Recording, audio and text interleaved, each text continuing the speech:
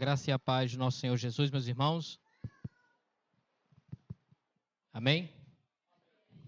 Abaixe mais. Meus irmãos, hoje nós iremos dar início a uma jornada. Não me pergunte quando termina, porque o livro de Neemias, graças a Deus, é longo, mas que seremos grandemente abençoados pelas verdades eternas escritas nesse livro que faz tanto tempo, mas é muito atual. Vamos lá, meus irmãos. Abra sua Bíblia no livro de Neemias e deixe aberto. O livro de Neemias, ele é um grande manual de restauração, de zelo na vida, na igreja, na família. É um livro que vai falar de zelo e de restauração. É um dos livros mais extraordinários da história. E ele é muito atual, pertinente, oportuno e essencial para os dias de hoje. Muitas pessoas nunca leram o livro de Neemias, nem conhecem Neemias, porque não é citado no Novo Testamento, então passa batido. Só lembra que ele construiu um muro, né? E Neemias era pedreiro, igual o Naldo. Construiu um muro alto, eu não sei nem qual o tamanho que era esse muro, construiu um muro e pronto. Mas o livro de Neemias é muito mais do que a construção de um muro. E muito mais do que Neemias. O livro de Neemias é um relato poderoso de como um Deus poderoso, soberano, cuida do seu povo e restaura o seu povo de acordo com o seu querer. Para que a gente possa se situar, o que estava acontecendo no livro de Neemias, algumas questões a gente tem que fazer uma recapitulação. Primeiramente, com a morte do rei Salomão, o reino é dividido de Israel. Então, é dividido em dois reinos, norte e sul. O reinado do norte, ele chega a ter mais de 200 reis, 208 reis. E nenhum desses reis busca a Deus. Nenhum cumpre a aliança de Deus. No período de 209 anos. Perdão, são 19 reis e 8 dinastias e 209 anos. Né? É só um erro de número. Nenhum desses reis buscou a Deus e obedeceu o que Deus queria. O que é que acontece? Deus manda alguns personagens conhecidos como profetas, que diferentemente de hoje, que falam que as pessoas querem ouvir, esses profetas de Araque, antigamente os profetas falavam o que Deus ordenava. E o que é que o reino do norte fez com esses profetas? Não escutou. Matou, perseguiu, destruiu esses profetas. Então Deus, como tinha prometido na sua lei, na sua aliança, no seu pacto com o povo, se vocês me obedecerem, vocês serão prósperos, irão para uma terra que emana leite e mel, vai ter isso, vai ter aquilo, vai ter um monte de coisa. Porém, se me desobedecerem, eu levarei vocês cativos. Vocês serão expulsos da terra que eu estou prometendo a vocês. Eu colocarei o inimigo à porta da casa de vocês. E como Deus é um Deus que cumpre a sua palavra, o que é que acontece? Os assírios invadem o reino do norte e levam o reino cativo. E tem grande destruição. E eles nunca mais são restaurados. É o fim daquele reino, daquela dinastia. Teve a outra banda, né? Foi dividido em dois. O Reino do Sul. O Reino do Sul, apesar de ser zona sul, não era muito diferente da zona norte, não. Era desmantê-lo do mesmo jeito. Apesar de lá ser a dinastia davídica, eles não aprenderam com os erros do Reino do Norte. Eles fizeram as mesmas peripécias e não cumpriram o que Deus tinha prometido. Não ficaram com a palavra de Deus, cultuaram vários deuses, obedeceram a Deus. Quem Deus envia? Os profetas. E o que é que eles fazem com os profetas? Eles perseguem e matam os profetas. Então Deus entrega o Reino do Sul nas mãos da Babilônia. E a gente conhece então o cativeiro babilônico, que é o mais famoso, né? O outro parece que nem existiu. Então se dá o cativeiro babilônico. E o Reino do Sul é levado para a Babilônia e lá fica por 70 anos. Você vai ver muito bem isso no livro de Lamentações, o livro de Jeremias. O livro de Jeremias acontece antes, durante Lamentações, quando ocorre. Lamentações é Neemias vendo o reino sendo levado cativo. Então, leia o livro de Jeremias que você vai aprender muito sobre esse período. A Babilônia foi um grande império, mas como era previsto em profecia profética, uma redundância, porque tem umas profecias que não são proféticas, ele cai. Levanta-se um novo império que domina o mundo, o Império Medo-Persa, com o rei Ciro. Não é esse Ciro aí não, é outro. Diferentemente do reino babilônico, que levava as pessoas cativas, aprisionava as pessoas e não dava nenhum tipo de liberdade, o rei do Medo-Persa, ele era mais amigável. Ele permitia que as pessoas adorassem seus deuses, que voltassem para a sua terra e restaurar a sua terra, a sua casa. Era uma política de boa vizinhança. Eles mantinham ali debaixo da tutela, eles eram escravos desse reino que dominou o mundo, mas eles anistiavam, eles deixavam ir para casa, eles eram mais amigáveis do que o reino babilônico. Então, Ciro era um imperador que gostava de receber orações, ofertas, bênçãos de vários tipos de deuses. Ele gostava de ter seu nome incluso em orações, enfim. E não era diferente com o povo que ali tornara-se o povo judeu. Mas havia uma profecia feita, dada pelo profeta Jeremias por Deus, que logo após esses 70 anos, o povo retornaria para a sua terra. E essa profecia é cumprida através das mãos do imperador Ciro. Não foi ele que fez, ele foi um objeto de Deus. Então começa a de volta para a minha terra. Começa a voltar novamente os judeus para a sua terra. E isso ocorre em 3 levas. Se você pegar o livro de Neemias, tem um livro antes, o livro de Esdras, que para o judeu é um livro só. Para nós não, ele é separado. Eu estou dando essas informações que é para você entender bem quando o negócio aqui pegar mesmo, para não ficar meio perdido. O primeiro camarada a ser mandado de volta é Zorobabel. Do capítulo 1 a 6 de Esdras conta isso. Zorobabel, o rei Ciro, Deus toca no rei, o rei manda ele de volta para Jerusalém para restaurar o altar, para edificar o altar e cultuar a Deus. Do capítulo 7 em diante do livro de Esdras, vai contar a mesma história, só que com Esdras, voltando para Jerusalém para restaurar o templo e ensinar a lei ao povo. Porque Esdras era um escriba, Esdras era entendedor da lei. Mas o que ocorre? Ocorre uma grande oposição. Tanto para a construção do altar, como para a construção do templo, como para ensinar a lei e o povo. Para que pudesse haver essa restauração, houve uma grande oposição. E você já se segura na sua cadeira e já aprenda que na vida de crente é oposição. Se está tudo muito bem, obrigado, alguma coisa está errada. Tem que ter aquele aperreizinho, que é bom, né? Um aperrei? É bom demais, né? Amém? Para o aperrei? Não? Amém. Então, corajoso. Foi Jonas, pessoal, foi Jonas. Viu? Qualquer coisa.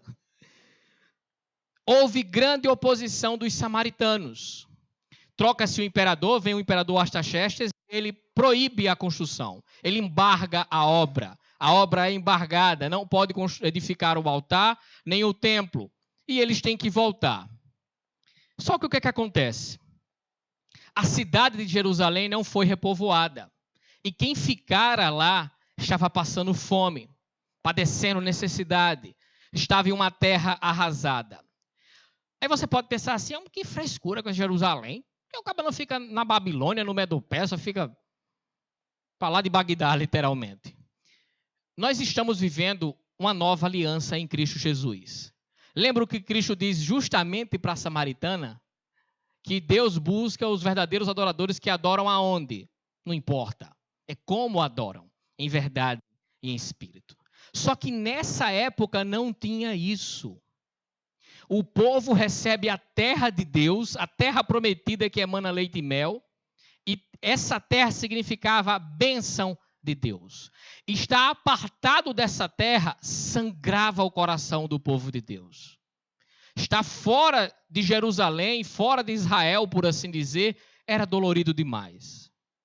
Outra coisa que pesava para o judeu, não existia vários lugares para adorar a Deus. Não existiam várias igrejas, não era assim. Existia o templo. A adoração era feita no templo. Nesse contexto de cativeiro surgem as sinagogas, que perduram até o tempo de Cristo. A sinagoga não era o templo, não era um local de culto. A sinagoga era um local de ensino da palavra. Né? Ali se lia a palavra, se exortava, mas o local de adoração, de descer a Shekinah, do fogo, aquela coisa toda, era no templo. E o judeu não tinha mais o templo. O judeu foi apartado da promessa de Deus que é a terra e apartado do templo. Como é que não ficou o coração do povo judaico? E tem mais uma coisa. O Deus era muito ligado ao seu país. Quando um país era destruído em uma guerra, significava que o seu Deus foi vencido. Então a zombaria era grande. As pessoas diziam para os hebreus, para os judeus, para os israelitas: cadê o teu Deus? Que Deus vai sem futuro, deixou vocês serem pegos, destruídos. Cadê o Deus de vocês? Então é assim que era o coração do povo dessa época. Agora eu faço uma pergunta para você. Você tem medo? Porque crente é tudo meio doido, mas pode confessar aí para você mesmo. Você tem medo de um belo dia chegar uma missão para você, igual aquelas missões que tem missão impossível, caso queira aceitar a missão, não é? Uma missão impossível da parte de Deus. Você tem medo de Deus um dia lhe intimar, fulano de tal, eu quero que você faça isso. Você tem medo de ouvir Deus lhe chamar de maneira nítida, de maneira cristalina para algo, e algo impossível. Porque Deus só chama a gente para fazer coisa dificultosa, né? Porque as fáceis a gente não quer fazer. É isso, né? O negócio é desmantê-lo, né? Você tem medo de Deus lhe chamar para uma missão, digamos que impossível? Como é que você reage quando você recebe uma má notícia? Arranca os cabelos, chora, perde a fé, joga a Bíblia fora, não vem mais para o culto. Como é que você reage? O que isso tem a ver, pastor? Ser intimado para uma missão, receber uma má notícia. Saiba que por trás de más notícias pode haver uma oportunidade para servirmos a Deus, para glorificar o seu nome. Você sabia disso? Sabia que em meio às má notícias pode haver o chamado de Deus para uma missão específica? Você está com a sua Bíblia aberta em Neemias? Coloque aí os olhos no capítulo 1, versículo 1.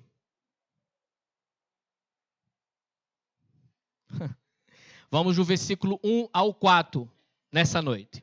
Diz assim: palavras de Neemias, filho de Acalias, no mês de Quisleu, no 20º ano, enquanto eu estava na cidade de Suzã, Anani, um dos meus irmãos, veio ajudar com alguns outros homens, e lhes perguntei acerca dos judeus que restaram, os sobreviventes do cativeiro, e também sobre Jerusalém. E eles me responderam: aqueles que sobreviveram ao cativeiro e estão lá na província passam por grande sofrimento e humilhação. O muro de Jerusalém foi derrubado e suas portas destruídas pelo fogo. Quando ouvi essas coisas, sentei-me e chorei. Passei dias lamentando, jejuando e orando ao Deus dos céus. Meus amados, olhando para esses 4 primeiros versículos, para toda a história em que vamos percorrer durante essa saga de Neemias, eu quero mostrar algumas verdades contidas nesses versículos. Você já ouviu muito que Deus chama e prepara, não é? Deus chama e capacita. Mas eu quero inverter essa questão essa noite. E quero mostrar para os irmãos que Deus prepara e nos chama para que nos identifiquemos com o seu propósito. Vai ficar ali o culto inteiro para você prestar atenção. Esse é o nosso propósito nessa noite. E eu quero provar isso para os irmãos. Primeiramente, vamos pelo começo, né? Quem era Neemias? A Bíblia fala pouca coisa dele. mas fala alguma coisa de Neemias. Quem era Neemias? O cabo de logo era um copeiro, né? Era um piniqueiro do rei, né? Ninguém sabe o que ele fazia, era garçom. Não é bem por aí.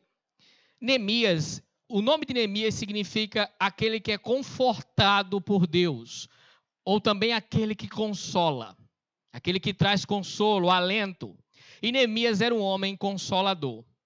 Era um homem de coração sensível e aberto para os problemas dos outros. Neemias era um servo de Deus, servindo ao rei da Pérsia e disposto também a servir o povo desprezado. Possivelmente Neemias nasceu no cativeiro. Possivelmente Neemias nasceu em terra estrangeira e foi cercado por um ambiente pagão, por influências pagãs, por vários deuses. Neemias não conhecia Jerusalém. No entanto, mesmo cercado com esse ambiente hostil, ele cresceu como um homem comprometido com Deus. É bem interessante. Neemias nasce no centro da idolatria do mundo da sua época, mas fica com o Deus de Israel. Neemias provavelmente não conhecia Jerusalém. Ele cresce nesse contexto de vários deuses. Contudo, era um homem íntegro, leal e capaz. Por isso que ele ocupa um cargo de muita confiança no reinado do rei Artaxerxes. Você vê que assim que começa, ele fala que estava em Suzã. Suzã, quem lembra de Esté, fala de Suzã também, não é? Era um palácio de inverno que os reis gostavam de ir para lá. E ele estava nesse palácio. Os reis daquela época, eles tinham medo de serem envenenados. Eles não botavam um bombom da Cacau Show se não viesse o caba antes e desse uma mordida. Tinha caba aqui da igreja que amar ser copeiro. Né? Vinícius, Everson, meu amigo. Eles são copeiros da nossa igreja, que a gente deixa eles comerem primeiro, se eles não passam mal, a gente vai lá e come. Né? Tinha gente que ia amar. Então os reis tinham medo de serem envenenados. Sempre que eles iam comer alguma coisa, alguém ia lá e comia antes. Era um homem de confiança. E esse homem era o copeiro. Ele supervisionava os aposentos do rei. Ele não só provava a comida. Ele era o braço direito do rei. Ele supervisionava a alimentação no palácio. Ele ingeria qualquer tipo de coisa que o rei fosse ingerir antes. Para que qualquer traição ficasse vigente e vixa e o rei não fosse envenenado. Neemias não era um simples mordomo, um piniqueiro, né? Um empregado, não era bem por aí. Ele era um conselheiro do rei. Sabe, você já viu o filme, está o rei lá no trono, está um caba do lado do ouvido dele, fofocando. Homem, esse caba aí não. Era Neemias. De tanto ele andar encangado com o rei, lado a lado com o rei, supervisionando tudo que o rei fazia para o seu bem, eles eram íntimos do rei. O copeiro tinha que ser um homem altamente estudado, um homem com grande conhecimento, era um engenheiro que andava do lado do rei. Não era um simples empregado. Era alguém fino, era alguém que tinha trato, alguém que falava vários idiomas. Era uma ótima companhia para estar ao lado do rei. E um homem desse, público, ele tinha muito poder, tanto para o bem como para o mal. Alguém mexesse com o copeiro e o rei gostasse do copeiro. O copeiro chegasse e dissesse, rei, ó, tem um caba disse tal coisa comigo. O rei dizia o quê? Manda matar. Então Neemias era esse homem que estava no bem bom, braço direito do rei, tinha tudo do bom e do melhor. Neemias foi preparado por Deus para estar ali. Só que Neemias não imaginava que um dia Deus bateria a porta do seu coração e dizia assim, Neemias, eu estou chamando você, o bem bom acabou. É hora de trabalhar. E quando eu falo desse chamado, eu não falo para Neemias se converter. Neemias não se converte e vai trabalhar. Neemias era crente em Deus, se você entende assim. Neemias já era um adorador do Deus Todo-Poderoso. Mas estava meio que ali, boiando, sem ter uma missão específica. Então Deus vem e diz, Neemias, eu quero você para essa obra. Deus prepara Neemias. Deus tinha uma missão que nenhum outro homem poderia cumprir, a não ser Neemias. Em nenhum outro lugar esse homem poderia estar, a não ser ao lado do rei, do reino mais poderoso do mundo. Você lembra de Esté, não é? Parece bastante. Está ali no local certo, na hora certa, para fazer a coisa certa. Deus coloca Neemias em Suzã, da mesma maneira que colocou Esther, nessa mesma cidade em gerações passadas. Como Deus colocou José no Egito e Daniel na Babilônia. A declaração de José é do caba sair chorando e fechar a Bíblia e dormir chorando. Quando ele vê os irmãos dele, a ficha cai, ele diz, eu entendo por que tudo aconteceu.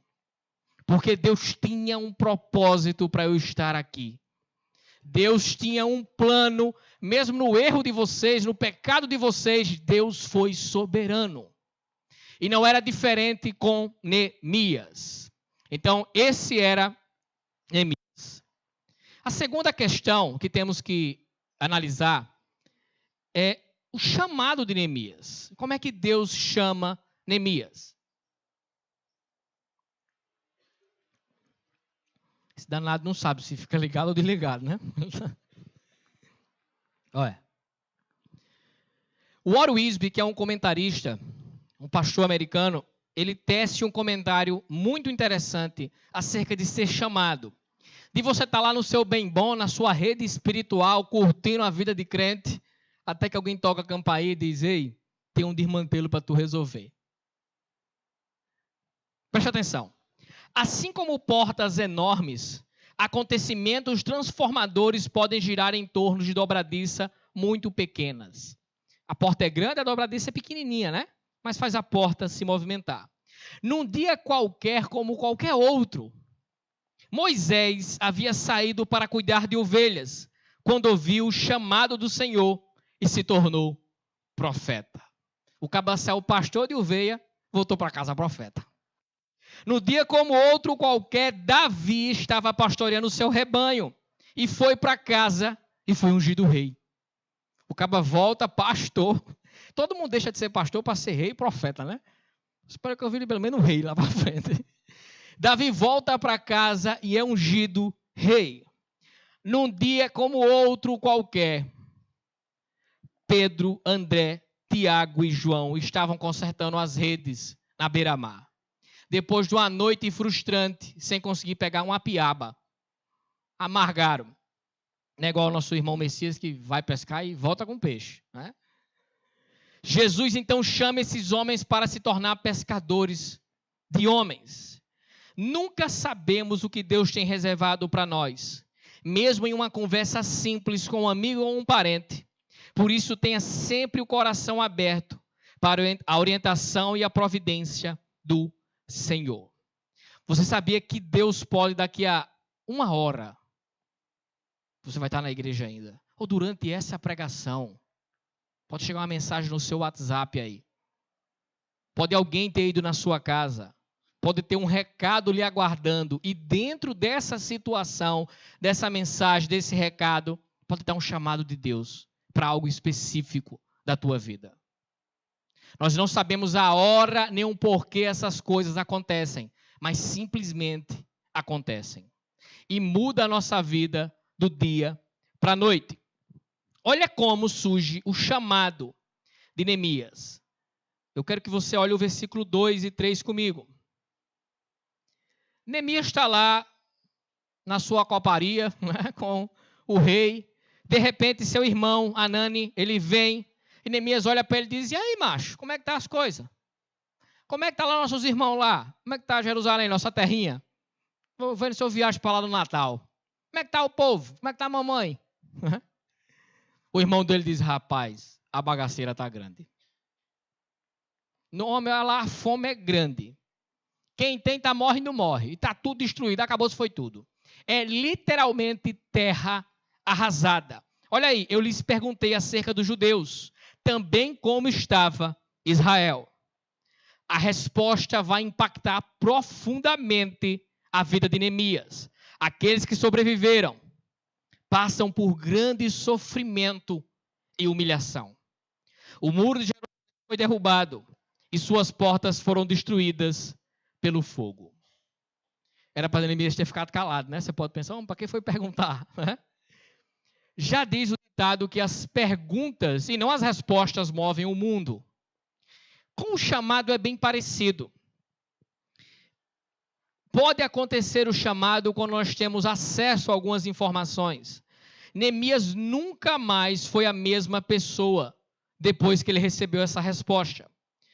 Quando ele tomou conhecimento desse problema, a vida dele mudou. Ele passou a ser responsável pela solução de Deus para aquele problema. E aqui eu abro um parêntese. Você já orou pedindo alguma coisa a Deus? E viu um irmãozinho na sua casa dar, e você disse a ele que não estava precisando? Você acha que Deus vai usar quem? Um anjo? Hein, Sérgio? Se não vier um anjo galego aqui na minha casa, espada de fogo, eu não recebo. Se não houver uma revelação, olha aí para suas mãos. Eu nunca faço essas coisas. Olha para sua mão. Olhe para sua mão. Está vendo as suas mãos? Essas são as mãos de Deus. Você sabia disso? Não existe mais Paulo. Não existe. Paulo está na rede, no céu, na água de coco e suco de caju. No céu. Não existe mais Moisés. Não existe mais Neemias. É comigo e com você. Ou a gente faz, ou quem vai fazer? A pior coisa que existe é quando Deus levanta outra pessoa para fazer o que você poderia ter feito. É uma dor grande. Não é? Ou não? É uma dor grande. É um privilégio ser mão de Deus, boca de Deus nessa terra. É um privilégio. Ou nós não dizemos, eu não vivo mais, quem vive em mim é Cristo. A gente não fala isso? Fala ou não fala? A vida que agora eu vivo em Cristo, fui crucificado com Ele. Fala ou não fala? Fala, a gente crê nisso, amém? Amém.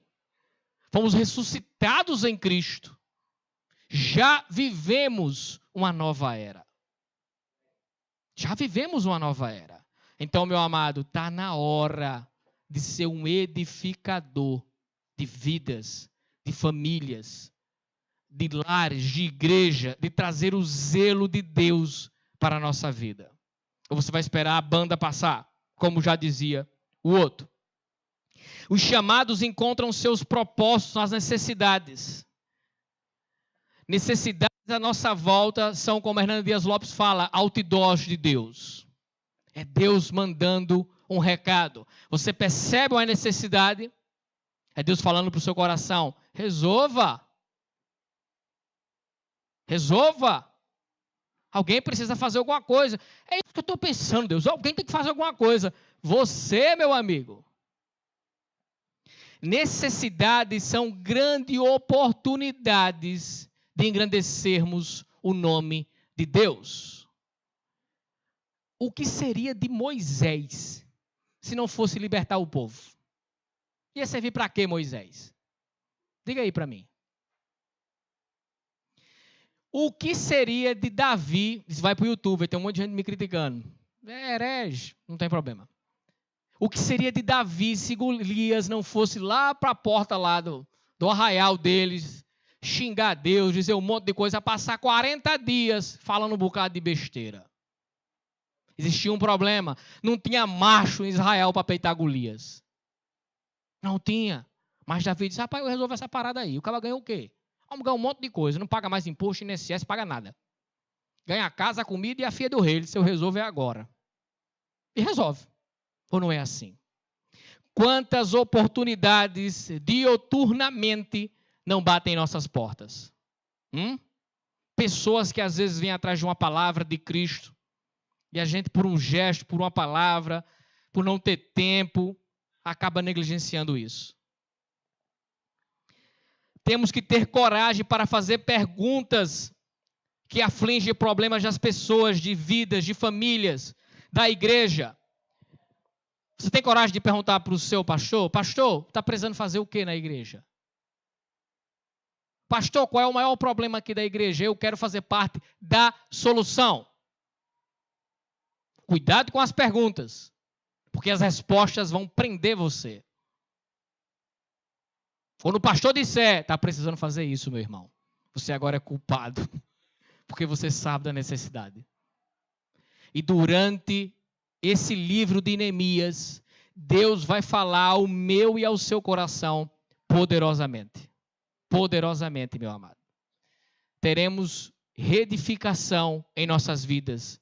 Teremos zelo em nossas vidas, no nome do Senhor Jesus Cristo, porque a palavra dele não volta em vão.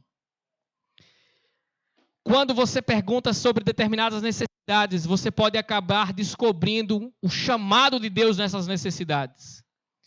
E torna-se então sua responsabilidade, que é tão grande quanto esse chamado. E o que seria esse chamado? A necessidade. A necessidade. O que levaria Neemias, então, a fazer essa pergunta? Você pode pensar assim, mas por que Neemias perguntou isso?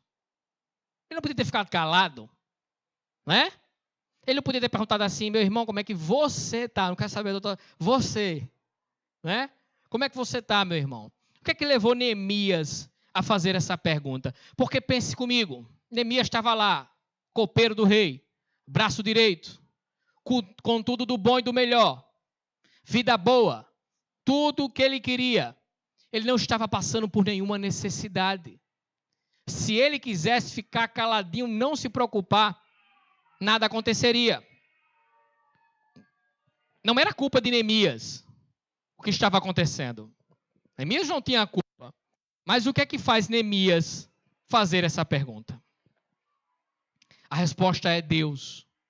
Jeremias, no capítulo 15, versículo 5, ele diz uma coisa, sendo usado por Deus, bem interessante.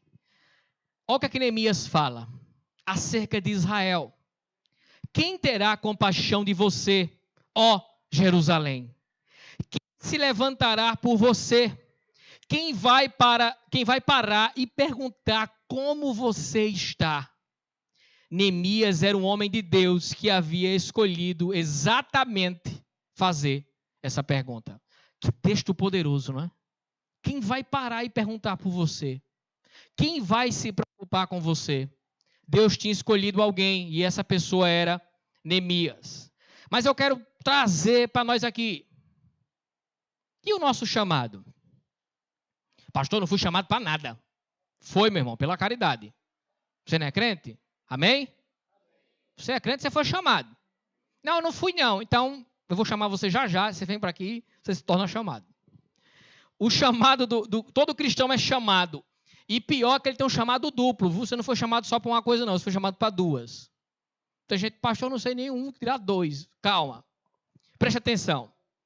Primeiro, Deus nos chama individualmente para que a gente possa crer e servir. Ele nos tirou do reino de trevas e transportou para o seu reino de amor. Ele nos tirou da sepultura e nos levou para a glória, para sentarmos em locais celestiais com Ele. Deus nos ressuscitou em Cristo Jesus. Estávamos mortos. E um dia a gente ouviu o seu chamado e esse chamado nos restaurou. Mas também tem um segundo chamado. Ele é bem específico. Olha como o apóstolo Paulo falava acerca desse chamado específico em sua vida. Paulo fala assim, ó, Paulo chamado para apóstolo. Paulo sabia por que foi chamado. E o chamado de Paulo foi meio dolorido, né? De mantê-lo. Acaba ficou logo cego. Né? Há chamados específicos de Deus. Deus tem chamado dioturnamente pessoas para cumprir o trabalho de Deus aqui na terra, para fazer coisas grandes. Mas a gente pode estar fazendo de ouvido de mercador. Você acha, meu irmão, que cristianismo é ficar no banco da igreja todo domingo assistindo o culto? Você acha que você foi chamado para isso e por causa disso você vai para o céu?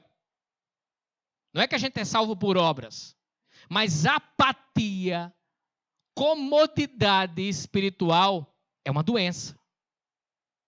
Tem alguma coisa muito errada. Se não tivermos calos físicos e espirituais em nossas mãos, de trabalharmos arduamente para Cristo Jesus, alguma coisa está errada. Deus tem chamado você para alguma coisa, meu irmão? Pastor, Deus tem me chamado para ser porteiro aqui na igreja. Amém. Você vai ver aqui no livro de Neemias que Neemias escolhe um modo de porteiro. Deus tem me chamado para ser pastor. Amém, né? Vamos orar e trabalhar.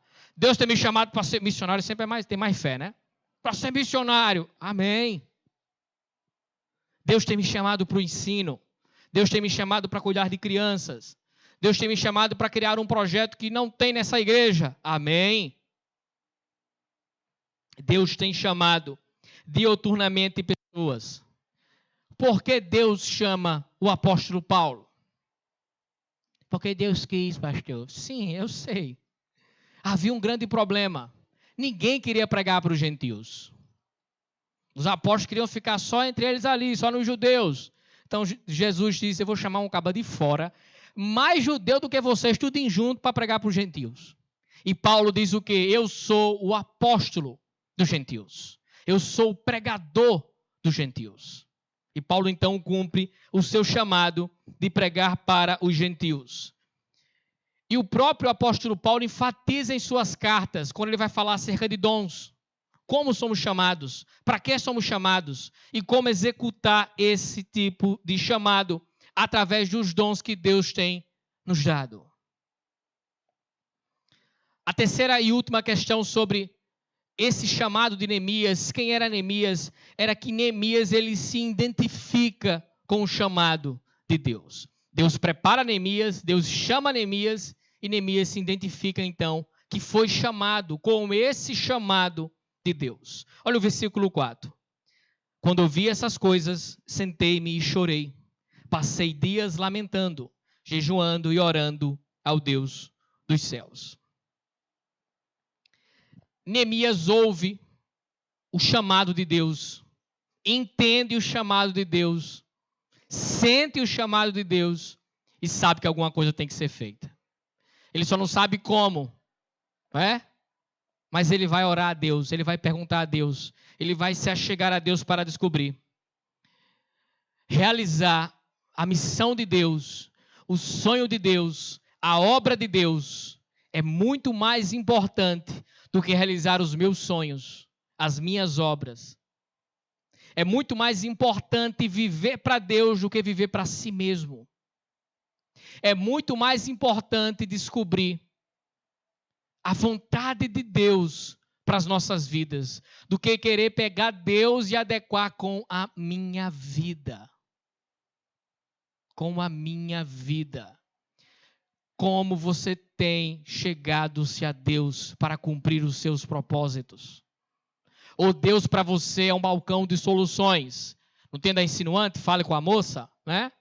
Agora é Crefisa, né? Precisou de alguma coisa, liga. Não para Crefisa não, que estamos mandando ele para o Palmeiras. Precisou de alguma coisa, liga. Deus é um balcão de informações. Se eu precisei de algo, eu vou para a igreja orar e Deus me manda. Tem uma conversa, né? Conversa de crente assim, mal intencionado, que fala quando o irmão está na quarta-feira na igreja, é porque ele está passando algum aperreio. Se for jovem que está encalhado, né? Se for jovem vindo para quarta-feira, que está encalhado, está vindo atrás de uma varoa. Neemias, no caso, ele deixa a sua zona de conforto. Ele deixa literalmente o palácio, o castelo do rei, para reconstruir os muros de Jerusalém. Nesse tempo, Neemias era copeiro do rei. Você já sabe o que é copeiro. E Neemias abre mão de todas essas coisas para cumprir o propósito de Deus. Olha como Neemias sente esse chamado. Primeiramente, ele chora. Olha o versículo 4. Quando ouvi essas coisas, sentei-me e chorei. Deixa eu perguntar para você. Quanto tempo faz que você não tem chorado por causa das mazelas que lhe cerca? Não parece que a gente está dormente em relação a tudo? Não é? A gente liga a televisão, tem lá uma notícia. Pai mata a esposa, o filho toca fogo na mãe e esquarteja o pai. A gente vai mudar de canal. Mas isso aí é normal. Eu quero saber se Neymar é o capitão da seleção. Não parece que a gente está meio dormente? Parece que a gente não sente mais as coisas. Pelo mundo que nos cerca, as coisas que nos cercam. Até irmãos da igreja às vezes contam problema para a gente. E a gente não sente o problema daquele irmão. Como se fosse nosso problema. Eu não estou dizendo isso excluindo-me disso não, viu, meus amados? Eu me incluo nisso também. De novo esse irmão, misericórdia, Jesus. Não parece que a gente ficou insensível para o problema do outro? Parece que o mundo tem deixado a gente assim. Mas, meu amado, a palavra de Deus, ela quebra esse coração duro e congelado. Esse coração meio frozen que está no nosso peito. Jesus tem poder para operar isso. Antes de fazer qualquer coisa, Deus amolece o nosso coração. É preciso ter um coração sensível para cumprir o propósito de Deus. Só gente quebrantada pode ser usada por Deus. Eu vou fazer de qualquer jeito que eu estou nem aí. Não faça não. Deus procura homens e mulheres quebrantados. Nós choramos quando tomamos conhecimento do problema de alguém. Há várias pessoas na Bíblia que choraram. Neemias chorou. Jesus chorou. Paulo chorou. Muito de raiva, mas chorou também vendo os problemas. E a palavra nos ensina a chorar com os que choram. Nós não podemos deixar isso aí tomar de conta do nosso coração. Você entendeu? E por que Neemias chora? Neemias só não chora porque a cidade está em ruínas. Neemias não chora também porque o templo está em ruínas. Neemias também não chora porque o povo está padecendo necessidade e passando fome. Neemias chora porque o zelo de Deus está passando por dificuldades. A imagem de Deus na terra está sendo destruída, está sendo arranhada. As outras nações olham e zombam de Deus. Zombam de Jerusalém. Cadê o Deus daí? Morreu. Esse Deus aí é muito fraco. Muito fraco. Aquele Deus que tirou com um braço forte o povo do Egito, parece que não existe mais. E isso toca profundamente o coração de Neemias. Neemias se preocupava com a glória de Deus, não só o bem-estar do povo. E, meu amado, Neemias não chorou só meia hora, não. A gente vai ver aqui na continuidade da pregação que Neemias passa de 4 a 5 meses chorando e lamentando. Esse cara estava com depressão, pastor, espiritual. Neemias chorou de se acabar.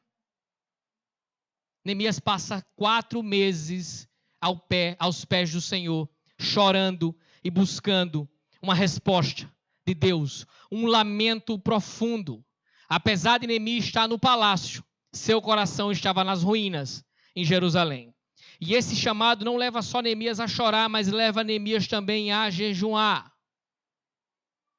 Faz quanto tempo você não jejua? Pastor, isso existe? O Batista também faz isso? Eu nunca vi. A gente não esqueceu o jejum, né? Eu faço dieta, pastor, não é jejum não.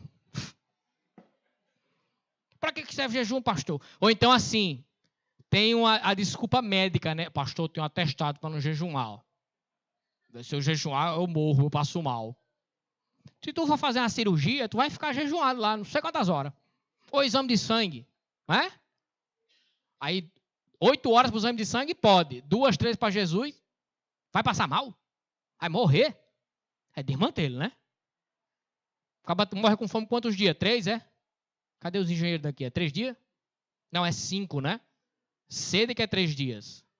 5. Teve gente que fala, morre com um dia, pastor. Não, irmão, morre com um dia não. Por que será que a gente esqueceu o jejum? Pastor, não serve para nada não. Acaba ficar sem comer o tempo todinho. Eu com fome não resolvo nada. Eu tenho que estar de bucho cheio para orar. Você já foi para uma vigília e comeu muito e foi orar e dormiu? Já?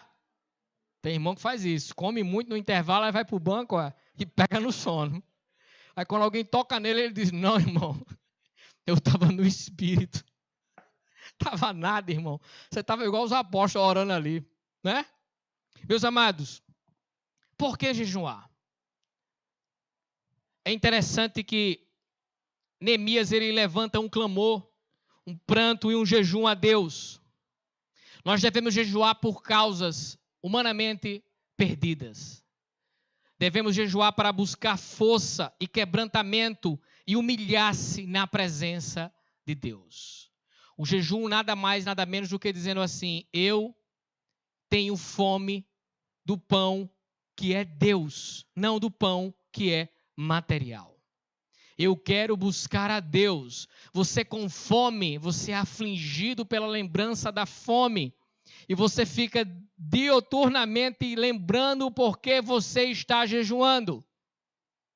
Estou jejuando pelo meu casamento. Quando o bucho roncar, você lembra: é pelo meu casamento, Jesus. Então você passa a dominar o seu corpo. O apóstolo Paulo diz: quer comais, quer bebais, quer fazeis qualquer outra coisa, inclusive o jejum, fazei para a glória de Deus. John Piper, que é um pastor americano, que é um doido, diz que quando a gente come e rende graças a Deus, comemos um símbolo do pão. É o pão prefigurado. Esse pão aí francês é um símbolo.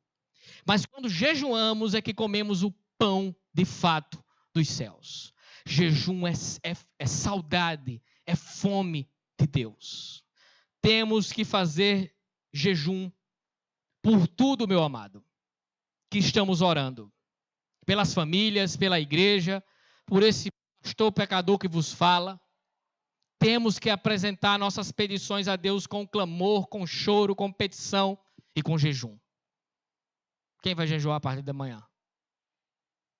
Vamos começar a jejuar, né? Faz um bem danado. Os judeus, eles costumavam sentar para plantear. É interessante que Neemias não conhecia Jerusalém, mas conhecia os costumes e copia seus ancestrais. Se senta, o texto diz que ele senta e abre um grande lamento. E inconscientemente imita a postura de tristeza dos seus antepassados. Chora copiosamente pela situação. Os judeus tinham que jejuar uma vez por dia, no dia da expiação. Mas Neemias passou vários dias jejuando e chorando. Sabia que alguém deveria fazer algo para salvar Jerusalém. E ele estava disposto a ir até lá. Nós veremos mais à frente um pouquinho que o porquê Neemias chora copiosamente. Há duas ideias. Ou Neemias estava pedindo a Deus para ele ser usado para restaurar Jerusalém. Me usa, me envia, me deixa fazer alguma coisa. Oração de gente doida, né? Eu quero resolver esse problema. Ou então Deus já tinha dito: é você, Neemias. E Neemias estava dizendo: como eu vou fazer isso? Como eu posso executar tamanha obra? Olha quem eu sou. A gente se derruba logo, né? Deus, eu não sei nem andar direito. Como é que eu vou? Meus amados, eu termino recapitulando que Deus prepara e nos chama para que nos identifiquemos com o seu propósito. Deus prepara Neemias, tornando ele copeiro, braço direito do rei, um homem letrado, um homem com poder, com intimidade com o rei. Então Deus chama Neemias pelos lábios do seu irmão, contando como Jerusalém estava. E Neemias identifica esse chamado, esse propósito de Deus na sua vida. Isso fere o coração de Neemias e leva Neemias copiosamente a chorar. Estamos apenas começando.